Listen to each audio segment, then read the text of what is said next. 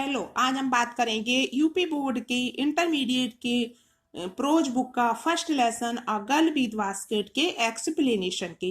तो एक्सप्लेनेशन हमें इसका कैसे लिखना है। तो एक्सप्लेनेशन कोई रटा नहीं जाता है क्योंकि बहुत बड़ा लेसन रहता है और हम सबका एक्सप्लेनेशन कहाँ तक रटेंगे। तो इसमें ट्रिक होती है लिखने की। तो कैसे हम लिखते हैं एक्सप्लेनेशन। सबसे पहले तो रेफरेंस हम लिखते हैं। तो रेफरेंस में हम देख लेते हैं। रेफरेंस में क्या लिखना होता है कि ये कौन से पार्ट का है और इसके लेखक कौन है। उसके बाद एक दो सेंटेंस लेखक के बारे में लिख देते हैं। उसके बाद कॉन्टेक्ट लिखते हैं। तो कॉन्टेक्ट हम स्टार्ट करते हैं कि उस पार्ट में स्टार्टिंग में क्या हुआ।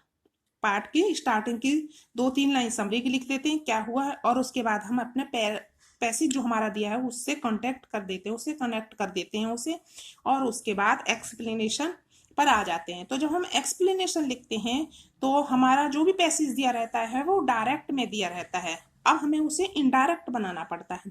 बेस्ट एक्सप्लेनेशन सबसे वो होता है कि हम उस डायरेक्ट का इनडायरेक्ट बना दें और एक्सप्लेनेशन को लिख लें, अपने वर्ड्स में लिखना। शब्दों को हम समझें, पैसेज की हिंदी को समझें और फिर उसे अपने वर्ड्स में लिख दें। तो देखिए, अब मैं आपको बता रही हूँ द प्लेटफॉर्म्स वाला पैसेज है जो हमारा, उसका द प्लेटफॉर्म से लेके स्पीकिंग इंग्लिश तक का, कि हम कैसे लिखते हैं एक्सप्लेनेशन। सबसे पहले मैंने बताया था जैसा कि रेफरेंस लिखेंगे हम। तो रेफरेंस में मैंने क्या बताया, हम लिखेंगे कि कौन से पार्ट से ये हमारी लाइनें ली गई हैं और इसके लेखक कौन है, और फिर लेखक के बारे में थोड़ा सा बताएंगे। तो देखिए, these lines have been taken from the lesson A Girl with a Basket written by William C. Douglas। ये हमने लिख लिया कि ये हमारी लाइनें हमारे part girl with a basket से ली गई हैं और इसे विलियम सी डगलस ने लिखा है। अब थोड़ा सा विलियम सी डगलस का परिचय दे देते हैं। ही वाज ए जज of the Supreme Court of America. वह अमेरिका के सुप्रीम कोर्ट के एक जज थे। He was very fond of travelling abroad and enjoying natural beauty. वह विदेश यात्रा करने के बहुत अधिक शौकीन थे और प्रकृति का आनंद लेने की, प्राकृतिक सुंदरता उन्हें बहुत अच्छी लगती थी और विदेश यात्रा करने का उन्हें बहुत अधिक शौक था। आगे हम फिर इसका लिखेंगे कॉन्टेक्ट। तो ये तो हो गया हमारा राइटर के बारे में लिख के कॉन्टेक्ट लिखेंगे। The author was travelling by train to Bareilly. लेखक यात्रा कर रहा था रेलगाड़ी के द्वारा बरेली की। तो लेखक कहाँ जा रहा था, रेलगाड़ी के द्वारा बरेली जा रहा था। The train stop every station. रेलगाड़ी प्रत्येक स्टेशन पर रुक रही थी। The author walked on platform at every station. The author walked लेखक घूमता था, ऑन प्लेटफॉर्म प्लेटफॉर्म पर, एट एवरी स्टेशन प्रत्येक स्टेशन पर। लेखक क्या करता, जैसी रेलगाड़ी रुकती अपने डिब्बे से उतर करके प्लेटफॉर्म पर घूमने लगता था। Every platform was full of people. और वहां लेखक को क्या दिखाई देता कि प्रत्येक प्लेटफॉर्म लोगों से भरा हुआ था। जहां भी ट्रेन रुकती, रेलगाड़ी जहां भी रुकती, लेखक उतर जाता और घूमने लगता, और प्लेटफॉर्म थे लोगों से भरे हुए थे, बहुत अधिक भीड़ थी। अब उसके बाद हम लिखेंगे एक्सप्लेनेशन। तो एक्सप्लेनेशन में हम देखेंगे कि क्या कहा गया है, पैसेज में जो बताया गया वो उसका एक्सप्लेनेशन है। तो द ऑथर टेल्स अस, लेखक हमें बताता है, दैट कि the platform of the station was full of people, कि प्लेटफॉर्म, स्टेशन के प्लेटफॉर्म लोगों से भरे हुए थे। प्लेटफॉर्म थे उन पर बहुत अधिक भीड़ थी, वो लोगों से भरे हुए थे। These people belong to different religions. और जो प्लेटफॉर्म पर लोग थे वो विभिन्न धर्मों से बिलोंग करते थे, अर्थात वो विभिन्न धर्मों को मानने वाले थे।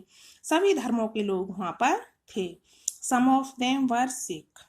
उनमें से जो लोग थे वहां, उनमें से कुछ सिख थे। Some of them were Muslim and Hindus. और उनमें से कुछ मुस्लिम और हिंदू थे।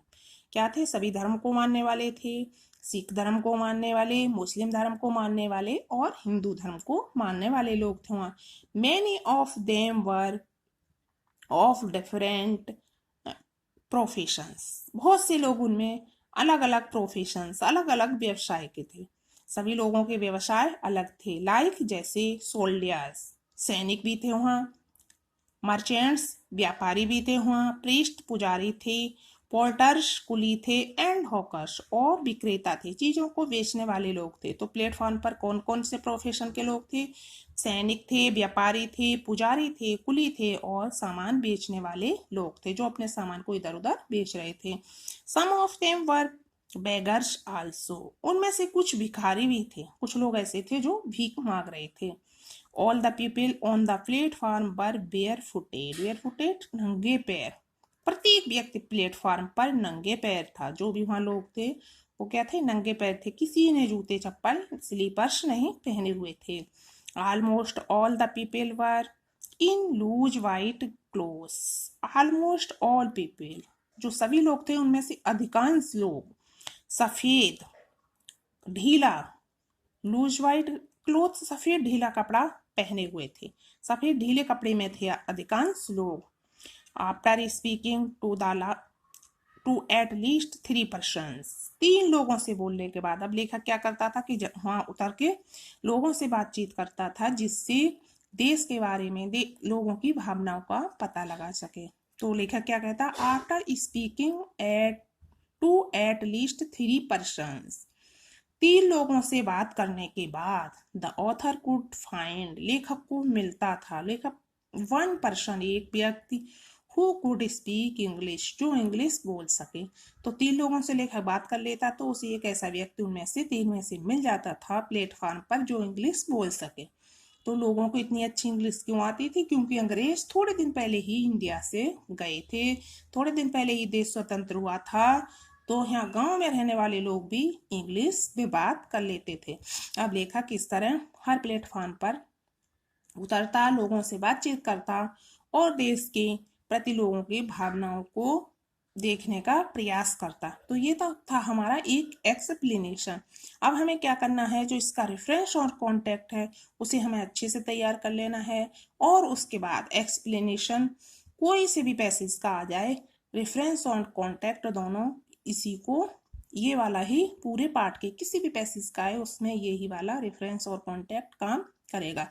एक्सप्लेनेशन को थोड़ा सा चेंज करके हम लिख देते हैं। थैंक्स। वीडियो पसंद आया हो तो इसे लाइक करें, अपने फ्रेंड्स के पास शेयर करें और चैनल को सब्सक्राइब कर लें। नेक्स्ट वीडियो में मैं इसके क्वेश्चन